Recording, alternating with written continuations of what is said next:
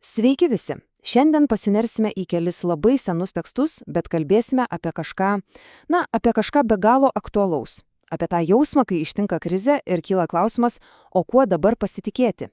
Tai bus pasakojimas apie troškulą, baimę ir galiausiai apie labai netikėtą atsakymą. Štai jis. Pagrindinis klausimas. Kai atrodo viskas lysta iš po kojų, kai apima neviltis, visada iškyla klausimas, į ką atsiremti. Kas yra ta tvirta žemė? Būtent apie šią dilemą mes ir kalbėsime. Mūsų istorija prasideda labai seniai. Įsivaizduokite, dykuma. Vieta, kur nėra nieko. Tuštuma. Tai ko gero geriausias krizės simbolis. Ir būtent čia viena tauta susiduria su pačiu baisiausiu iššūkiu. Išėjimo knyga mums pasakoja, kaip Izraelio tauta, ką tik ištrūkusi iš vergijos, atsiduria vidury niekur, be vandens. Ir tai ne šiaip nepatogumas, tai gyvybės ir mirties klausimas. Ir aišku, kad neviltis akise perauga į visišką masinę paniką.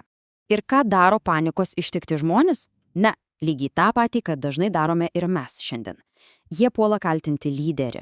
Visas pyktis krenta ant Mozės. Pasitikėjimas jo tiesiog subira iš šipulius. Juk kam ta laisvė, jeigu jos kaina mirtis iš troškulio? Bet pabandykime pažvelgti truputį giliau. Kaltinimas Mozei čia yra tik paviršius. Iš tikrųjų, tai yra kaltinimas pačiam Dievui.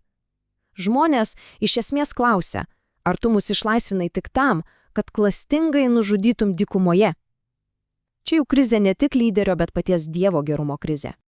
Ir žinote, šis įvykis buvo toks kertinis, kad ta vieta net gavo du vardus – Masa ir Meriba – išbandymas ir kaltinimas. Tai tapo randu visos tautos istorijoje. Akimirka, kai jie ne tik suabejojo, bet ir apkaltino Dievą blogais keislais. Ir štai čia yra visko esmė.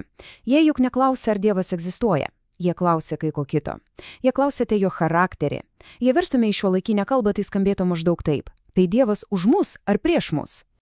Gerai, dabar atsitraukime nuo šios senovinės istorijos ir pažiūrėkime, ką ji atskleidžia apie mus visus. Nes joje slypi amžina žmogiška pagunda. Pagunda abejoti, kai viskas pasisuka ne taip, kaip mes norėtume. Šių tekstų autoriai sako, kad būtent šis įtarumas, ši abejonė Dievo gerumu yra lyg nuodas. Tai yra pačioje visų mūsų problemų šaknyje. Nes kai prarandi gebėjimą pasitikėti, lieka tik nuolatinė baimė. O dabar truputį lingvistikos, kuri čia be galo įdomi. Pažiūrėkime, kaip pati kalba atskleidžia, kas yra tikėjimas. Hebrajiškai tikėti reiškia ne tiesiog sutikti su faktu, bet fiziškai atsiremti į kažką. Amen – tai ne šiaip formalus žodis maldos pabaigoje. Tai patvirtinimas taip, tai tvirta, ant to galima stovėti. O paklusti kyla iš lotiniško žodžio reiškiančio klausyti. Taigi pasitikėjimas prasideda nuo klausimusi. Ir šis prisiminimas apie nepasitikėjimą dykumoje niekur nedingo. Jis aidėjo per šimtmečius. Štai pavyzdžiui, citata iš psalmių. Tai jau perspėjimas ateities kartoms. Prašymas nebekartoti tos pačios klaidos, kurie padarė protėviai, kurie net matydami stebuklus vis tiek pasirinko baimę.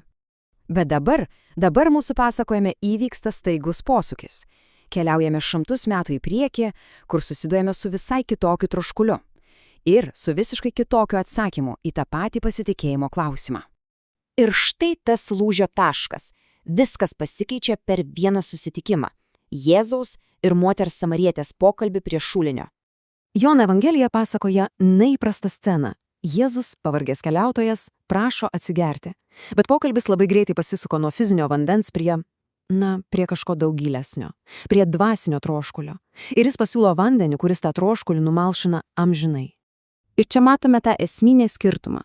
Vanduo iš šulinio, jo reikia kasdien, jis yra išorėje, jis laikinas, o Jėzaus siūlomas gyvasis vanduo – tai visai kas kita. Tai vidinis, neišsenkantis šaltinis. Tai perėjimas nuo nuolatinio ieškojimo kažkur išorėje prie pilnatvės, kurie atsiranda viduje.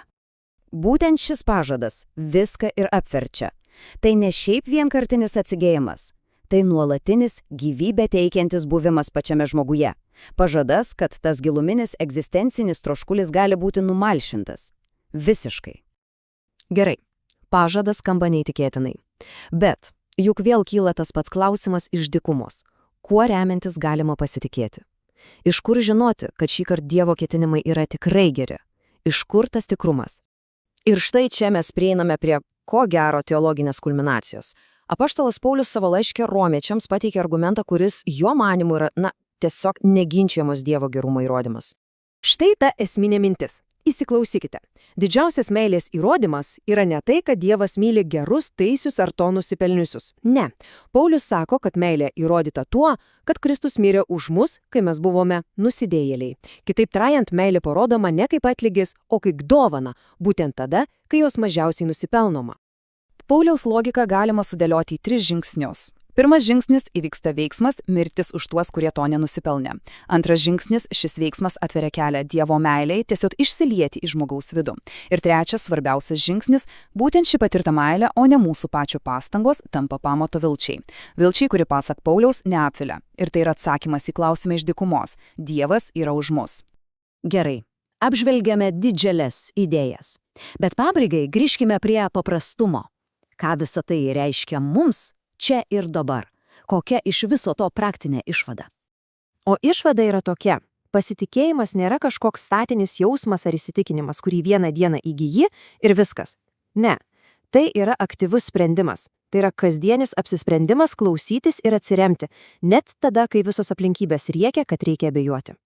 Ir viską, ko gero, geriausiai apibendrina šis provokuojantis klausimas iš tos pačios psalmės. Jis perkelia visą mūsų pokalbį iš senovės į dabartį. Nesvarbu, kokios abejonės ar baimės kamavo vakar, kiekviena diena yra nauja proga. Nauja proga rinktis klausyti.